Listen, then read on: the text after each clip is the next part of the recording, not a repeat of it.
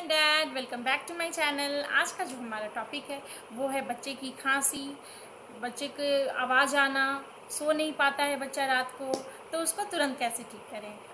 तो बच्चे को जब सर्दी खांसी होती है, बच्चा सो नहीं पाता है ठीक से, ब्रीथ नहीं कर पाता है, खा नहीं पाता है अच्छे से, तो उस टाइम पे क्या करें। रात को जब बच्चा सो नहीं पा रहा है अच्छे से, तो ऑब्वियसली बच्चा परेशान है, ब्रीथ नहीं कर पा रहा है, उसको सांस लेने में प्रॉब्लम हो रही है, तो वो कैसे सोएगा। तो मैं आपको बताने जा रही हूँ इस प्रॉब्लम का सलूशन इस वीडियो में। आपको क्या करना है, थोड़ा सा सेंधा नमक लेना है और उसको देसी घी में एक बड़ा चम्मच ले लीजिए। उसको देसी घी को थोड़ा सा गर्म कीजिए और उसमें थोड़ा सा सेंधा नमक ऐड कीजिए, एक चुटकी, और उसको अच्छे से मिक्स कीजिए। और वो जब हल्का गुनगुना हल्का गर्म रहे तो बच्चे के हाथ में, पैर के तलवे में, दोनों तलवों में लगाइए, बच्चों की नेल्स पे लगाइए, अच्छे से मसाज कीजिए और बच्चे को ढककर सुला दीजिए। ये हो गया। दूसरा उपाय मैं बता रही हूँ कि अगर ये जो मैं दूसरा उपाय जो मैं बताने जा रही हूँ, इस उपाय को करते टाइम आप प्लीज़ बच्चे को, अगर सर्दी ज़ुकाम है, मुंह से आवाज़ आ रहा है, बच्चा सो नहीं पा रहा है, तो इसको आप फ़ैन की स्पीड को थोड़ा कम कर दीजिए, एसी को थोड़ी देर के लिए बंद कर दीजिए, उसके बाद ये उपाय कीजिए, तभी आपके बच्चे को तुरंत फ़ायदा मिलेगा। आप क्या कर सकते हैं कि जैसे विक्स रब आता है या फिर नोबल कोल्ड, मेरे पास यहाँ पे नोबल कोल्ड है, ये है, कुछ भी आप ले सकते हैं, विक्सी टाइप है ये भी। तो इसको क्या करना है कि थोड़ा सा तेल गरम करना है, तेल गरम कीजिए, बस प्लेन तेल, सरसों का तेल, और उसमें क्या कीजिए, थोड़ा सा ये एक पिंच थोड़ा सा डाल दीजिए, उसमें तेल में डालना है।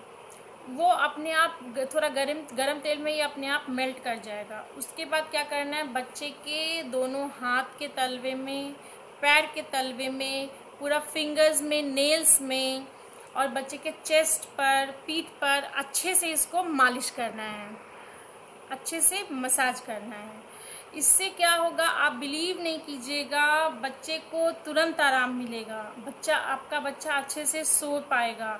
वो मेरी बेटी भी रात में इसी तरह सो नहीं पाती थी, पूरी रात वो परेशान रहती थी और बार बार हम लोगों को उठ के देखना पड़ता था, वो रोती थी, वो ब्रीथ नहीं कर पाती थी।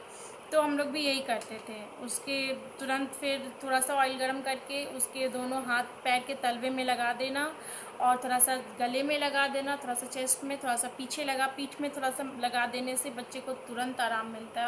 आपका बच्चा पूरी रात सोएगा।